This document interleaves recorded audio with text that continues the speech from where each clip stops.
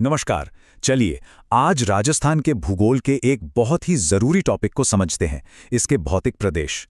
RAS हो या कोई और राजस्थान की सरकारी परीक्षा, इस टॉपिक से सवाल आते ही हैं, तो आज इसे एकदम आसान बना देंगे। स्क्रीन पर यह सवाल देखिए, कुछ ऐसा ही सवाल एग्जाम में देखने को मिलता है ना? चोटियों का ये क्रम अक्सर कंफ्यूज कर देता है, लेकिन फिक्र मत कीजिए, आज की हमारी चर्चा के बाद ऐसे सवालों के जवाब देना बहुत ही आसान हो जाएगा। तो ठीक है, देखते हैं आज हम क्या क्या समझने वाले हैं। हम शुरुआत करेंगे राजस्थान के 4 बड़े डिविजन्स से, फिर एक एक करके पश्चिमी रेगिस्तान, अरावली की पहाड़ियां और पूर्वी मैदानों से होते हुए हाड़ौती के पठार तक का सफर तय करेंगे। अंत में सबको एक साथ रखकर देखेंगे। तो सबसे पहले एक मोटी मोटी तस्वीर देख लेते हैं, एक बेसिक फ्रेमवर्क बना लेते हैं कि राजस्थान असल में भौगोलिक रूप से दिखता कैसा है। जैसा कि इस नक्शे में साफ दिख रहा है, राजस्थान को मोटे तौर पर 4 हिस्सों में बांटा गया है। एक है विशाल पश्चिमी रेतीला मैदान, फिर बीच में है अरावली की पर्वतमाला, उसके पूर्व में है उपजाऊ मैदान और फिर दक्षिण पूर्व में है हाड़ौती का पठार। हम एक एक करके इन सब को जानेंगे। तो हमारी यात्रा शुरू होती है राजस्थान के सबसे बड़े हिस्से से, पश्चिमी रेतीले मैदान, यानी कि विशाल थार मरुस्थल, जो पश्चिमी राजस्थान की असली पहचान है।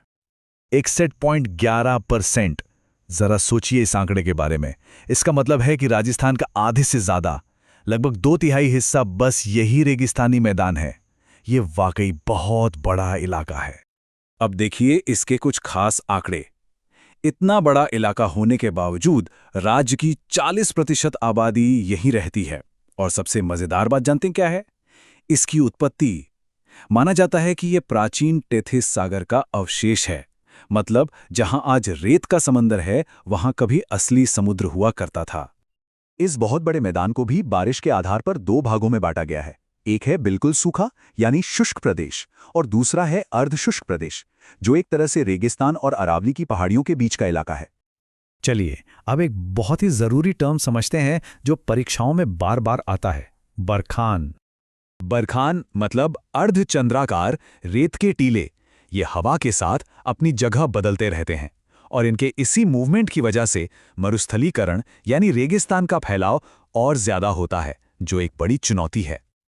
पर हाँ, रेगिस्तान में सिर्फ बरखान ही नहीं होते, और भी कई तरह के टीले हैं, जैसे अनुप्रस्थ, अनुदैर्ध्य और परवलीय। परीक्षा के लिए इन सब के नाम और ये कैसे बनते हैं, ये जानना भी बहुत जरूरी है। अब इस सूखे रेगिस्तान में एक छिपा हुआ खजाना भी है, लाठी सीरीज।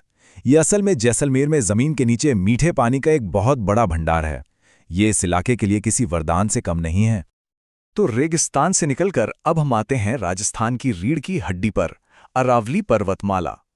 ये सिर्फ एक पहाड़ नहीं है, ये राजस्थान की जलवायु और नदियों के बहाव को तय करने वाली एक महान जल विभाजक रेखा भी है। यहाँ सबसे खास बात है अरावली की उम्र।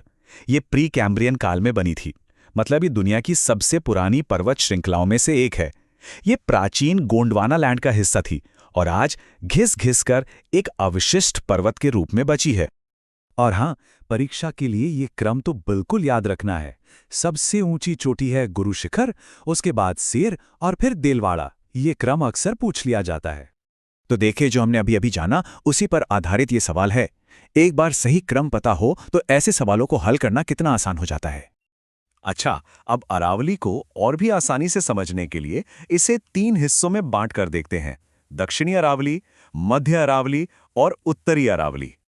एक और तरह का सवाल जो बहुत कॉमन है वो है ये मैच द कॉलम वाला।